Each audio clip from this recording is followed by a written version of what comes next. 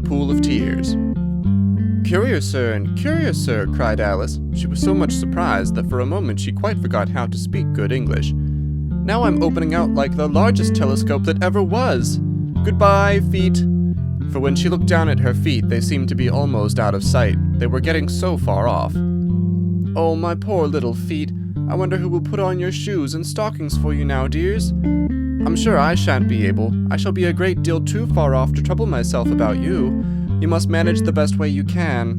But I must be kind to them," thought Alice, "or perhaps they won't walk the way I want to go. Let me see. I'll give them a new pair of boots every Christmas." And she went on planning to herself how she would manage it. They must go by the carrier, she thought, and how funny it'll seem sending presents to one's own feet, and how odd the directions will look. Alice's right foot, Esquire, hearthrug, near the fender, with Alice's love. Oh dear, what nonsense I'm talking. Just then her head struck against the roof of the hall. In fact, she was now rather more than 9 feet high, and she at once took up the little golden key and hurried off to the garden door. Poor Alice! It was as much as she could do, lying down on one side to look through into the garden with one eye, but to get through was more hopeless than ever, and she sat down and began to cry again. "You ought to be ashamed of yourself," said Alice. "A great girl like you," she might as well say this, "to go on crying in this way. Stop this moment, I tell you." But she went on all the same, shedding gallons of tears, until there was a large pool all round her, about 4 inches deep and reaching half down the hall. After a time she heard a little pattering of feet in the distance, and she hastily dried her eyes to see what was coming. It was the White Rabbit returning, splendidly dressed, with a pair of white kid gloves in one hand and a large fan in the other. He came trotting along in a great hurry, muttering to himself as he came, "Oh, the Duchess, the Duchess! Won't she be savage if I've kept her waiting?" Alice felt so desperate that she was ready to ask help of anyone, so when the rabbit came near her, she began in a low, timid voice, "If you please, sir." The rabbit started violently, dropping the white kid gloves and the fan, and scurried away into the darkness as hard as he could go. Alice took up the fan and gloves, and as the hall was very hot, she kept fanning herself all the time she went on talking. "Dear, dear, how queer everything is today, and yesterday things went on just as usual. I wonder if I've been changed during the night. Let me think. Was I the same when I got up this morning? I almost think I can remember feeling a little different, but if I'm not the same, the next question is, who in the world am I? Oh, that's a great puzzle."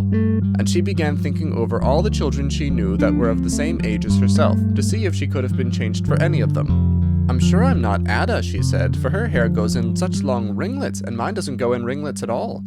And I'm sure I can't be Mabel, for I know all sorts of things, and she knows such very little. Besides, she's she, and I'm I. And oh dear, how puzzling it all is. I'll try if I know all the things I used to know. Let me see. 4 times 5 is 12, and 4 times 6 is 13, and 4 times 7 is... Oh dear, I shall never get to 20 at that rate. However, the multiplication table doesn't signify. Let's try geography. London is the capital of Paris, and Paris is the capital of Rome, and Rome... No, that's all wrong, I'm certain. I must have been changed from Mabel. I'll try and say how doth the little."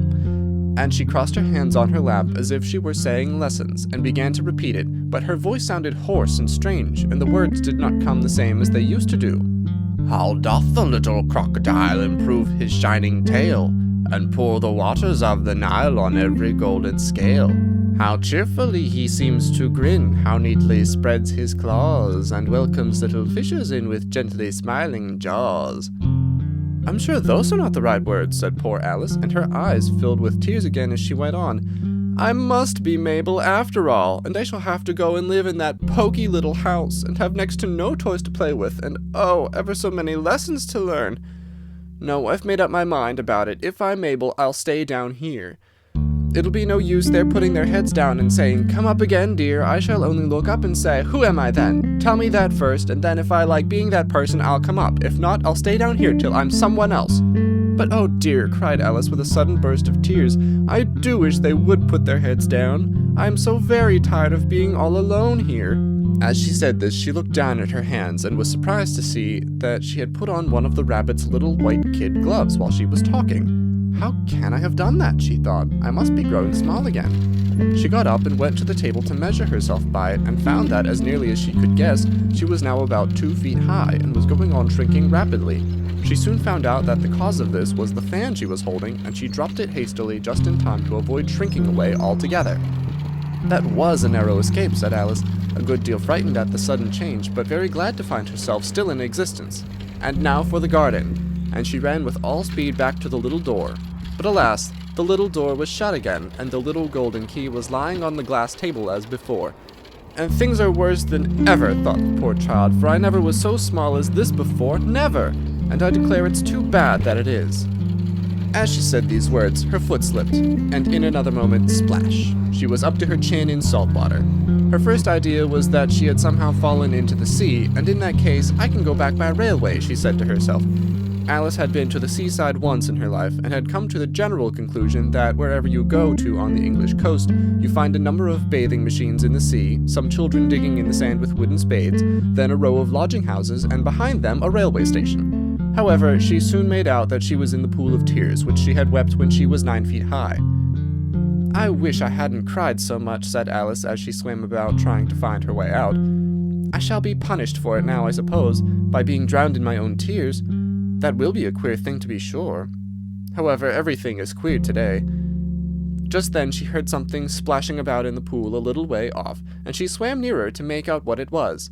At first she thought it must be a walrus or hippopotamus, but then she remembered how small she was now, and soon she made out that it was only a mouse that had slipped in like herself. "Would it be of any use now," thought Alice, "to speak to this mouse? Everything is so out of the way down here that I should think very likely that it can talk. At any rate, there's no harm in trying." So she began. "O mouse, do you know the way out of this pool? I am very tired of swimming about here. O mouse." Alice thought this must be the right way of speaking to a mouse. She had never done such a thing before, but she remembered having seen in her brother's Latin grammar, "A mouse, of a mouse, to a mouse, a mouse, O mouse." The mouse looked at her rather inquisitively, and seemed to her to wink with one of its little eyes, but it said nothing. "Perhaps it doesn't understand English," thought Alice. "I dare say it's a French mouse come over with William the Conqueror," for with all her knowledge of history, Alice had no very clear notion how long ago anything had happened. So she began again, "Wheels machat," which was the first sentence in her French lesson book. The mouse gave a sudden leap out of the water, and seemed to quiver all over with fright. "Oh, I beg your pardon," cried Alice hastily, afraid that she had hurt the poor animal's feelings. "I quite forgot you didn't like cats." "Not like cats?" cried the mouse in a shrill, passionate voice. "Would you like cats if you were me?" "Well, perhaps not," said Alice in a soothing tone. "Don't be angry about it, and yet I wish I could show you our cat Dinah. I think you'd take a fancy to cats if you could only see her. She's such a dear, quiet thing." Alice went on half to herself as she swam lazily about in the pool. "And she sits purring so nicely by the fire, licking her paws and washing her face. And she's such a nice soft thing to nurse, and she's such a capital one for catching mice." "Oh, I beg your pardon," cried Alice again, for this time the mouse was bristling all over, and she felt certain it must be really offended. "We won't talk about her any more if you'd rather not." "We indeed!" cried the mouse, who was trembling down to the end of his tail. "As if I would talk on such a subject! Our family has always hated cats. Nasty, low, vulgar things. Don't let me hear the name again." "I won't indeed," said Alice, in a great hurry to change the subject of conversation. Are you fond of dogs?" The mouse did not answer, so Alice went on eagerly. "There's such a nice little dog near our house I should like to show you. A little bright-eyed terrier, you know, with, oh, such long curly brown hair, and it'll fetch things when you throw them, and it'll sit up and beg for its dinner, and all sorts of things. I can't remember half of them. And it belongs to a farmer, you know, and he says it's so useful, it's worth £100. He says it kills all the rats and—" "Oh, dear," cried Alice in a sorrowful tone, "I'm afraid I've offended it again," for the mouse was swimming away from her as hard as it could go, and making quite a commotion in the pool as it went. So she called softly after it, "Mouse, dear, do come back again, and we won't talk about cats or dogs either if you don't like them." When the mouse heard this, it turned round and swam slowly back to her. Its face was quite pale, with passion, Alice thought, and it said in a low, trembling voice, "Let us get to the shore, and then I'll tell you my history, and you'll understand why it is I hate cats and dogs." It was high time to go, for the pool was getting quite crowded with the birds and animals that had fallen into it. There were a duck and a dodo, a lory and an eaglet, and several other curious creatures. Alice led the way, and the whole party swam to the shore. End of Chapter 2.